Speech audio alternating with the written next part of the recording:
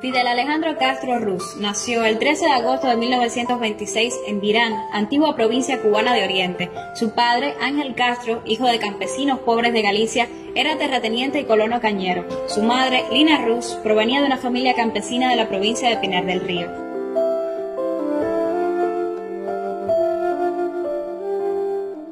Aprendió a leer y escribir en la Escuela Pública Rural de Virán y continuó la enseñanza primaria en los colegios católicos privados de La Salle y Dolores en la ciudad de Santiago de Cuba.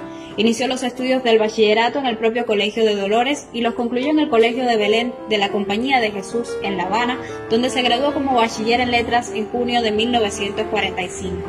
Los jesuitas de Belén dijeron: se distinguió siempre en todas las asignaturas relacionadas con las letras. Fue un verdadero atleta. Ha sabido ganarse la admiración y el cariño de todos.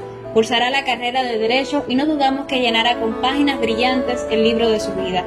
Fidel tiene madera y no faltará el artista.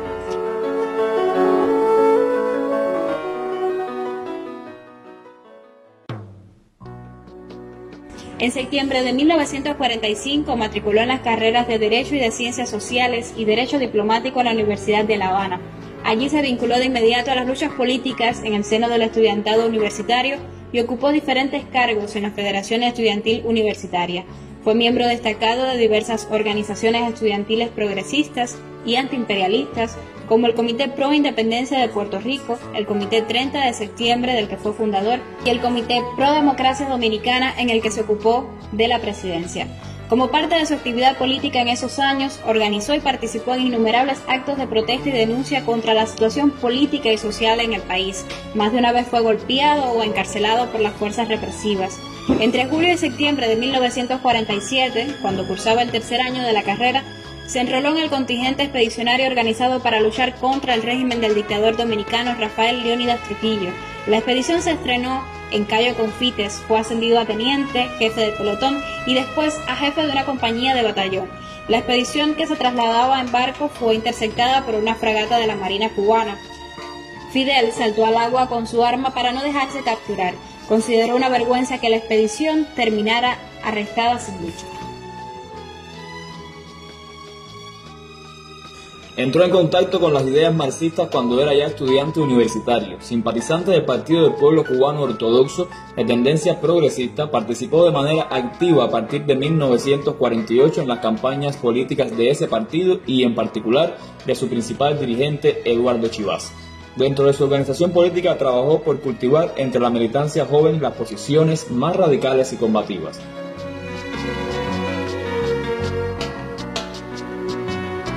Tras la muerte de Chivas, redobló sus esfuerzos para desenmascarar la corrupción del gobierno de Carlos Prigo. Después de su participación en la expedición contra Trujillo, viajó en 1948 a Venezuela, Panamá y Colombia como dirigente estudiantil, con el objetivo de organizar un congreso latinoamericano de estudiantes que debía efectuarse en ese último país. Se encontraba en Bogotá cuando se produjo la rebelión popular, provocada por el asesinato del líder colombiano Jorge Eliezer Gaitán en abril de ese año. Se incorporó resueltamente a esa lucha. Sobrevivió por puro azar.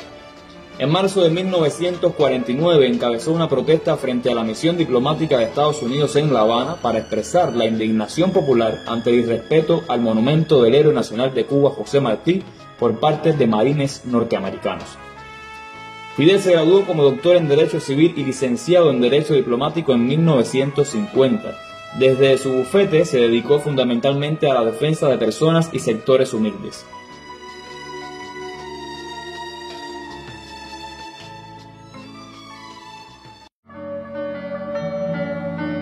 Al ocurrir el golpe de Estado de Fulgencio Batista el 10 de marzo de 1952, fue de los primeros en denunciar el carácter reaccionario e ilegítimo del régimen de facto y llamar a su derrocamiento. Organizó y entrenó a un numeroso contingente de aproximadamente 1.200 jóvenes obreros, empleados y estudiantes que provenían fundamentalmente de las filas ortodoxas. Con 160 de ellos, el 26 de julio de 1953 comandó el asalto al cuartel Moncada en Santiago de Cuba y al cuartel de Bayamo en una acción concebida como detonante de la lucha armada contra el régimen de Batista. Al fallar el factor sorpresa, no pudieron alcanzar el objetivo. Fue hecho prisionero por las fuerzas represivas de la tiranía pocos días después del revés militar y se le mantuvo incomunicado durante 76 días. Fue sometido posteriormente a juicio y condenado a 15 años de prisión. En un ambiente reservado y vigilado, asumió su autodefensa ante el tribunal que lo juzgó y pronunció el alegato conocido como La historia me absolverá, en el que esbozó el programa de la futura revolución en Cuba. Ningún arma, ninguna fuerza es capaz de vencer a un pueblo que se decide a luchar por sus derechos. Ejemplos históricos pasados y presentes son incontables. Está bien reciente el caso de Bolivia, donde los mineros, con cartuchos de dinamita, derrotaron y aplastaron a los regimientos del ejército regular, dijo en esa ocasión.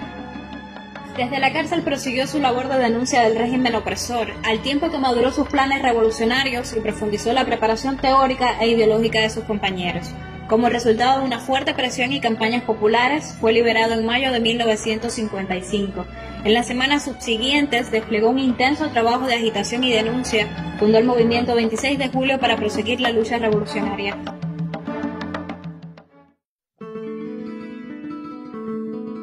En julio de 1955, mostrada la imposibilidad de proseguir la lucha antibatistiana por medios legales, Fidel partió hacia México para organizar, desde el exilio, la insurrección armada. En condiciones económicas precarias y sometido a la estrecha vigilancia y persecución de los agentes batistianos, desplegó una esforzada labor organizativa y preparatoria, al tiempo que prosiguió una intensa campaña de difusión de las ideas y propósitos del movimiento insurreccional. Viajó a los Estados Unidos, donde creó junto a sus compatriotas exiliados clubes patrióticos con el fin de conseguir apoyo político y económico para la lucha revolucionaria. Estuvo en Filadelfia, Nueva York, Tampa, Union City, Pittsburgh y Miami. Con la divisa, en 1956, seremos libres o seremos mártires. Fidel, Raúl, Juan Manuel Márquez, Juan Almeida Bosque, Ernesto Che Guevara, Camilo Cienfuegos y otros destacados revolucionarios estuvieron entrenándose con largas caminatas por las calles de la Ciudad de México, escalamiento de montañas, defensa personal, táctica de guerrillas y prácticas de tiro. El 20 de junio de 1956, junto al Che y otros combatientes, fue detenido. Las casas y campamentos quedaron descubiertas. Parte importante de las armas resultaron incautadas.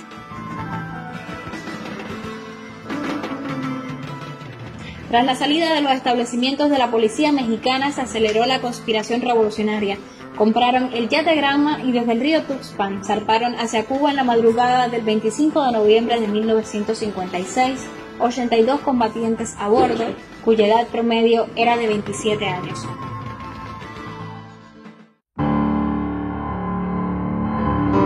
Después de 7 días de navegación, desembarcaron el 2 de diciembre en Playa Las Coloradas, en la costa suroccidental de la antigua provincia de Oriente. Las fuerzas batistianas localizaron el desembarco y hostilizaron a los expedicionarios. El 5 de diciembre, el ejército de la tiranía sorprendió en Alegría del Río a Fidel y sus combatientes. Los revolucionarios fueron diezmados, varios cayeron detenidos durante la persecución y muchos fueron asesinados en el acto. Con la valiosa colaboración de los campesinos, Fidel se encontró con Raúl en un lugar conocido como Cinco Palmas y reagrupó a la fuerza revolucionaria. Partió entonces a la Sierra Maestra para continuar desde allí la lucha revolucionaria.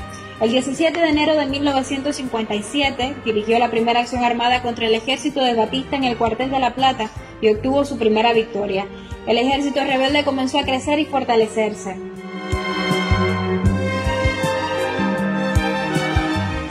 En su condición de comandante en jefe, dirigió la acción militar y la lucha revolucionaria de las fuerzas rebeldes y del movimiento 26 de julio durante los 25 meses de guerra. Tuvo bajo su mando directo a la columna 1 José Martí y participó personalmente en casi todas las operaciones, combates y batallas más importantes que tuvieron lugar durante la guerra en el territorio del primer frente rebelde. Tras contundente derrota de las tropas élites de la tiranía, estas, a través de sus principales jefes, decidieron reconocer la victoria rebelde en el propio Teatro de Operaciones de la provincia de Oriente el 28 de diciembre.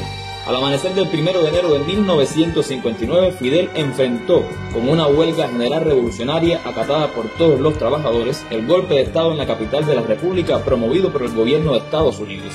Entró victorioso ese mismo día en Santiago de Cuba y arribó a La Habana el 8 de enero.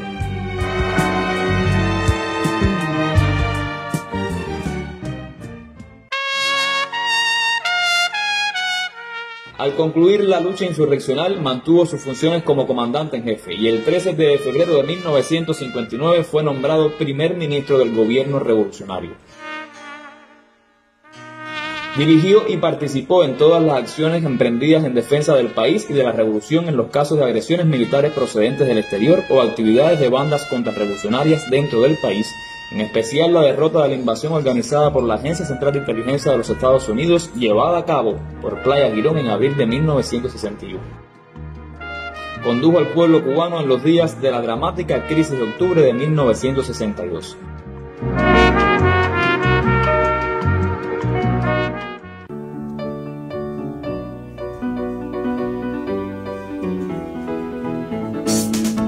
En nombre del poder revolucionario, proclamó el 16 de abril de 1961 el carácter socialista de la Revolución cubana.